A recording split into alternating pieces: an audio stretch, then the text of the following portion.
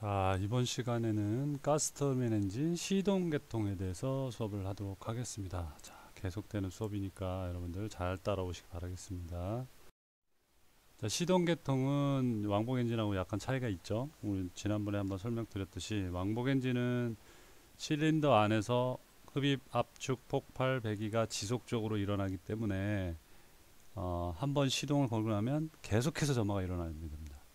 하지만 가스터빈 엔진은 자립 회전 속도까지 가면 더 이상의 점화가 필요 없다. 왜냐? 계속 불이 붙어 있기 때문에. 그래서 한번 정확하게 시동이 잘 걸리면 그 다음부터는 점화를 안 해줘도 되기 때문에 이 부분이 가장 큰 차이점이 있으니까, 그래서 좀 차이가 있고, 그다음에 또 압축 공기가 많이 공급해야 되기 때문에 그런 점이 좀 차이가 있으니까 한번 보시겠습니다. 그래서 터빈 엔진의 시동 계통 요구사항, 연소를 연소하기 위해서 아까 말씀드렸듯이 충분한 공기 흐름을 내부 엔진에 공급할 수 있도록 엔진을 구동시켜야 되고, 또 한 가지 말씀드렸듯이 엔진이 자립 회전 속도, 요거를 우리는 보통 아이들이라고 표현합니다. 스스로 회전할 수 있는 속도가 되면 그 다음부터는 크게 영향을 안 미쳐도 되기 때문에 이렇게 해서 계속 작동해야 된다. 요게 제일 중요하다. 그 다음에 종류는 전기 모터식, 시동 발전기식, 그 다음에 공기 터빈식 등이 있습니다.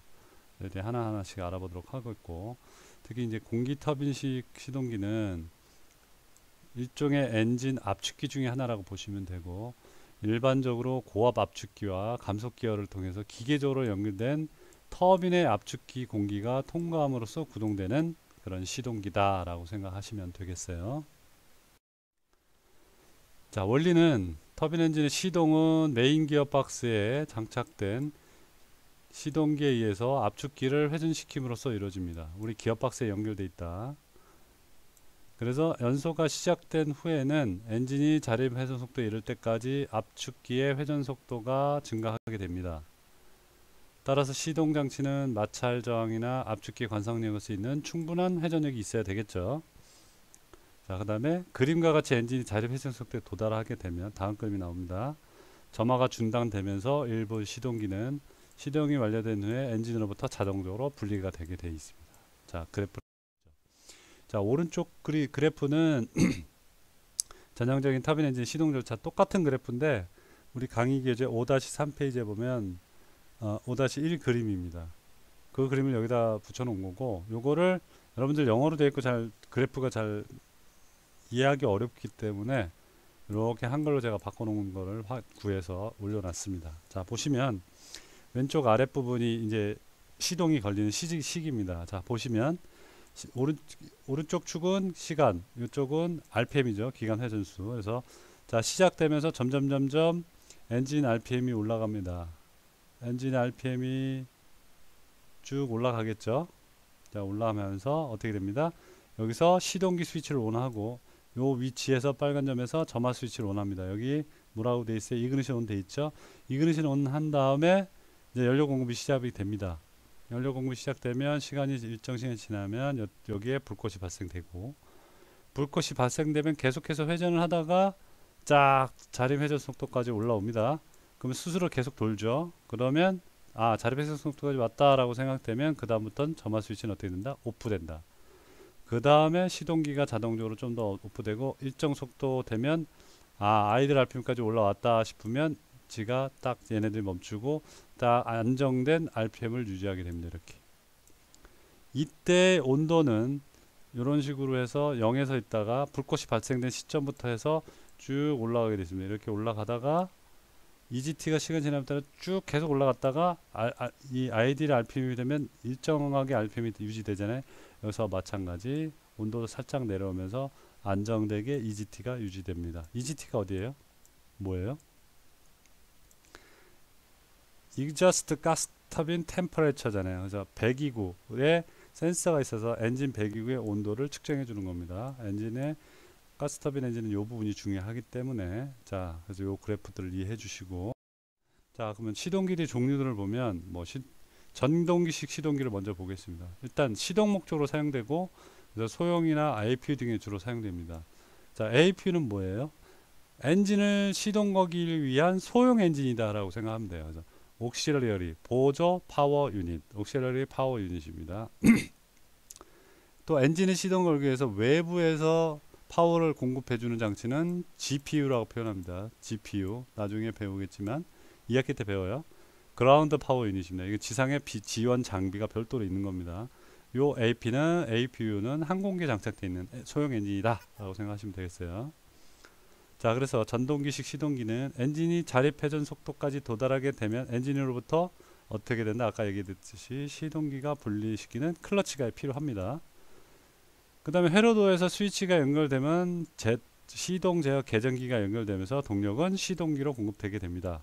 이루고 나서 공중에서는 엔진이 꺼질 수도 있잖아요. 그래서 공중에서 시동을 걸 때는 비행 중 연소 정지 현상이 일어나면 엔진을 다시 시동할 때 시동기는 작동하지 않고 뭐만 한다? 점화 장치만 가동시켜서 엔진을 시동하도록 되어 있다. 이유는 연료가 계속 공급되고 있기 때문에 공중에서는 그래서 점화 장치만 가동시키면 됩니다. 시동이 공중에서 비행 중에 엔진이 정지했다 해서 시동기나 나머지 부분이 회전이 바로 멈추는 게 아니기 때문에 계속 돌고 있는 상태이기 때문에 점화 장치만 다시 가동시키면 됩니다. 점화만 시켜주기 때문에. 그래서 시동기의 회전 속도보다 엔진의 회전 속도가 빨라지면 크러치에서 시동기가 완전히 엔진으로부터 분리된다.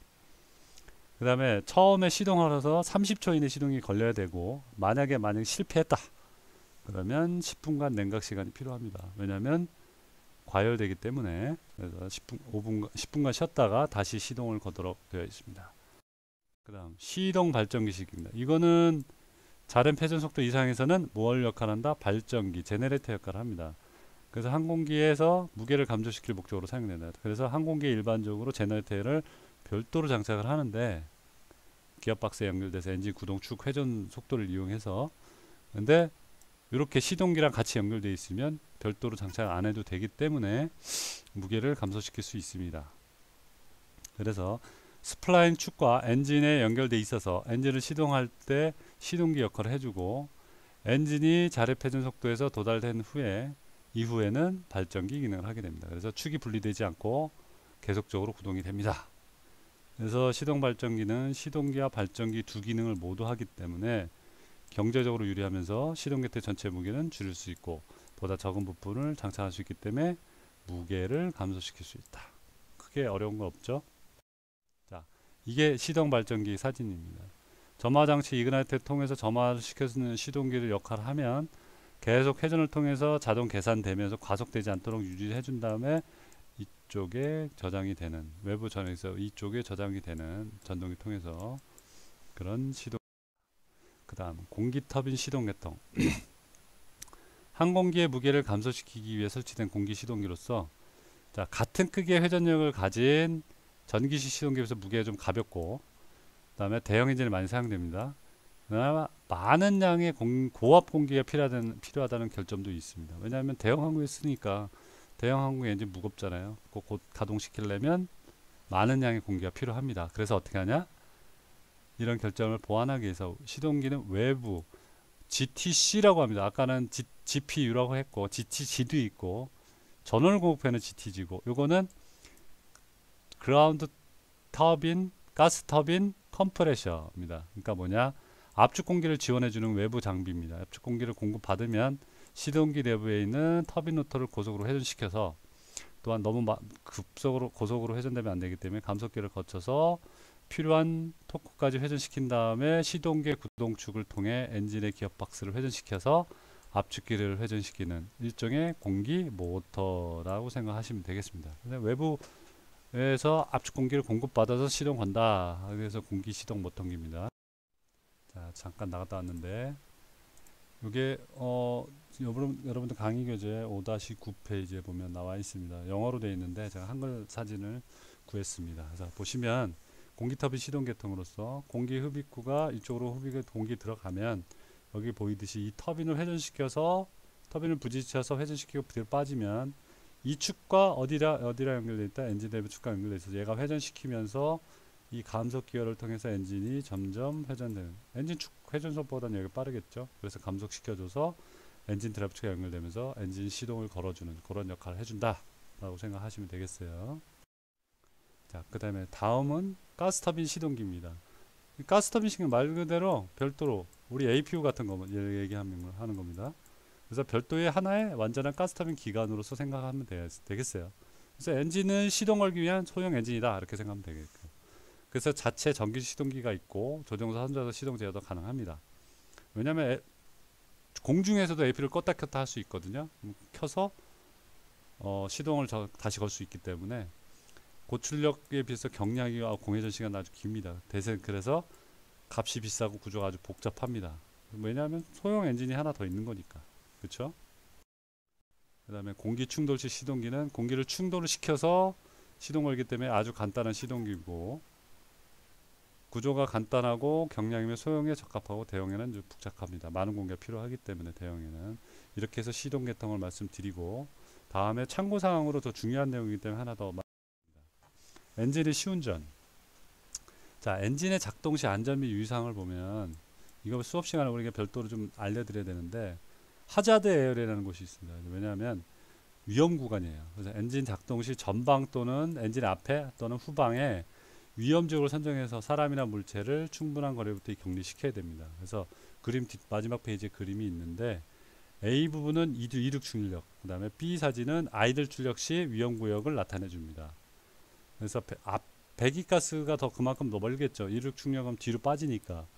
배기가스는 빠른 속도와 높은 온도, 유독성을 지니고 있기 때문에 아주 중요합니다.